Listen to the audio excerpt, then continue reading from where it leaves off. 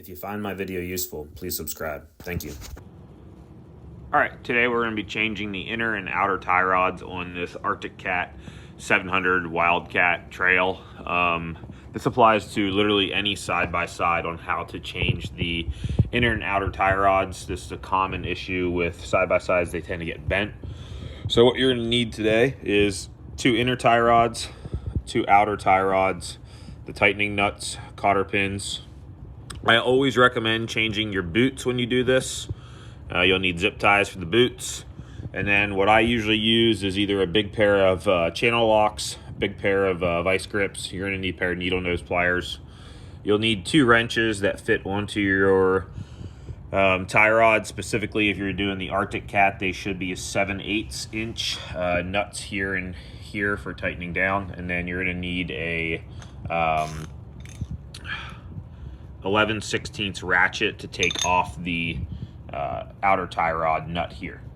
All right, so let's go ahead and get started. All right, so this is the driver's side. First thing I do is cut these clips off these here with a pair of cutters. And that way I know that I can get these old boots off easier. This one's pretty bad shape. And then there's a zip tie up here too that I'll cut off. All right, so we got that boot out of the way, the tie rod's exposed. I always turn the wheel to the opposite side so it extends the tie rod out from the steering column. It'll make your job easier. Let's go ahead and get this cotter pin out of this external tie rod, and then we can take that castle nut off. All right, that's off. Let's go ahead and take this nut off. All right, this is my 11/16 ratchet, taking this castle nut off. All right, to get this outer tie rod out, I always suggest hitting here. Hitting here to start can damage these threads, so always smack it here, and sometimes you'll see it pop right up like that, and then you give it a little tap and pop that out of there. Now it's going to be easier to get that whole tie rod out. All right, it's a big wrench. It's 1 1/4 inch. If you can get it on the lip of this tie rod, you can probably use it to loosen it.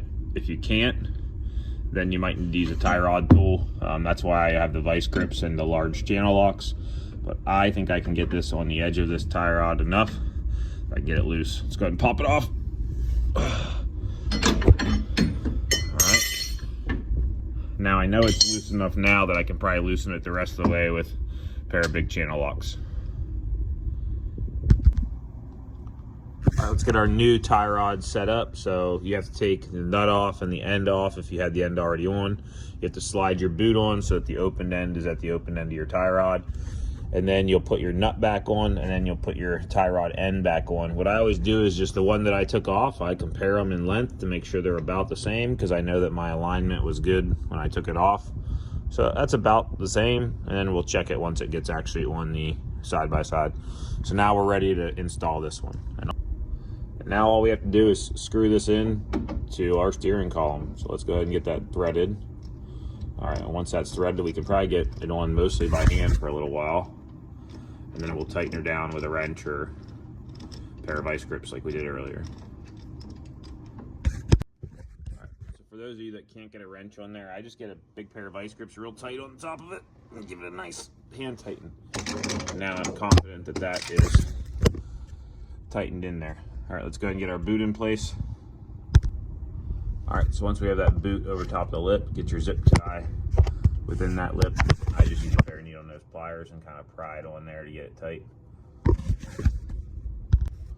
right, that zip tie was pulled nice and tight, and I've been unable to pull that boot off the lip, so I know it's tight.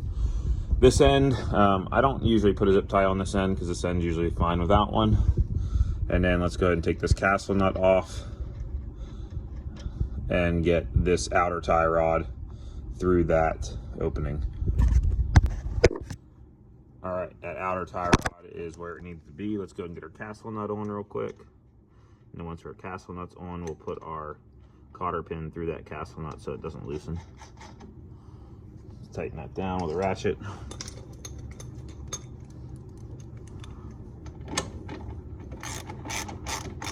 All right, that's nice and tight.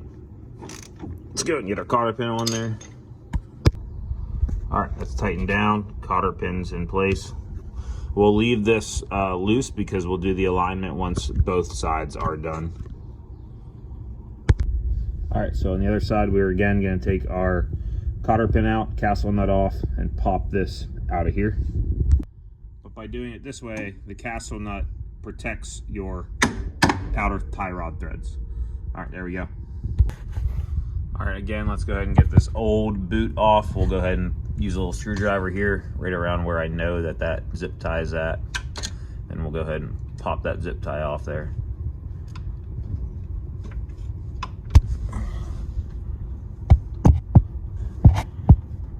So that's another way to do it.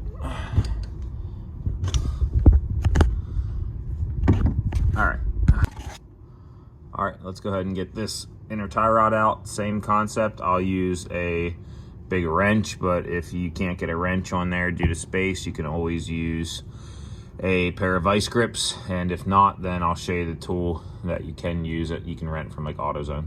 All right, I was able to crack it loose with a wrench, and then usually they undo pretty easily after that. All right, so again, we'll get that new tie rod loaded just like the old one. Make sure that your boot's on before you try screwing it in. It'll annoy you. All right, let's go ahead and get this one installed as well. And then we'll get her aligned after we get this installed. All right, we have our new boot in place. We have our zip tie back there holding that boot in place so I know it's not coming off. Again, I don't zip tie the far ends. Now let's go ahead and get our outer tie rod positioned.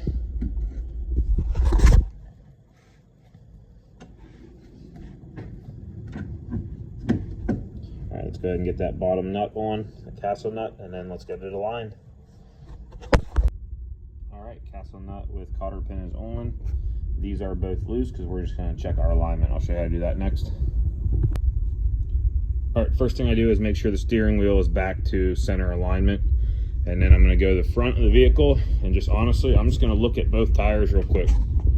So let's go ahead and zoom out. What I can already see is that this tire is pointing outwards and it's going to need to toe in. And this tire also looks like it's pointing outwards just a little bit and it's going to need to toe in just a little bit. So I'll show you how to do that next. All right, so we came over to the driver's side tire first, and we do it through the tie rod. So you have to loosen this nut by holding here with a wrench. So a wrench can go here, and a wrench goes here, and you will loosen this nut. Now I already did it, so we'll go ahead and loosen it by hand. Now what that allows you to do is you see these notches right here? That allows you to put a wrench here and turn your inner tie rod in or out to get this toe direction correctly. Now, I said that the wheel was turned out like this, toe out, so we need toe in. So we need this to get longer. So this is going to go lefty-loosey, and we will make a couple turns on this and reevaluate from the front. So to toe it back in, we are loosening this inner tie rod a few turns, and then we'll go to the front of the vehicle and take a look at it again. All right, so looking at the front of the vehicle, that looks pretty good now. Granted, you could always get it professionally lined and making sure that it's perfect, but these are off-road vehicles, and as long as those tires look pretty even to me and we take it for a drive and it drives straight, then I think that that's sufficient right now. So let's go ahead, and what you need to do now is tighten this nut back against here so it locks it in place. So we'll go ahead and turn that back down and then grab a couple wrenches and get that nice and tight. Now again, coming over to this passenger side, this is way off. This needs to be towed in a few degrees. So we'll go ahead and loosen that tie rod nut, just like we talked about doing. So I already cracked it loose with a wrench. We'll go ahead and loosen that. And then this needs to be turned this way. So it's going to be lefty-loosey as well. Again, all right, so again, this is going to take several turns because this needs a few degrees. So we're just going to go ahead and keep loosening this guy up until we think it's at the right spot.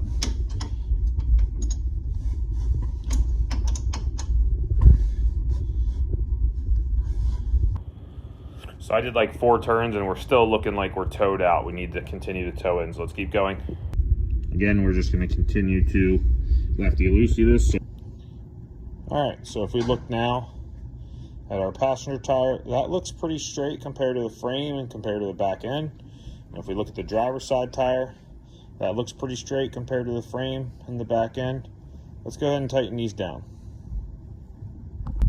To tighten it down, you're going to put your 3/4 wrench, or 7/8 wrench right on this one, and then just go ahead and get that nice and tight. Okay, that's going to lock that in place. Then we'll come over here, do the same thing, get a wrench on that one, lock that in place, and then you know that your tie rods are locked in place. All right, let's take it for a drive, see how she does. If you find my video useful, please subscribe. Thank you.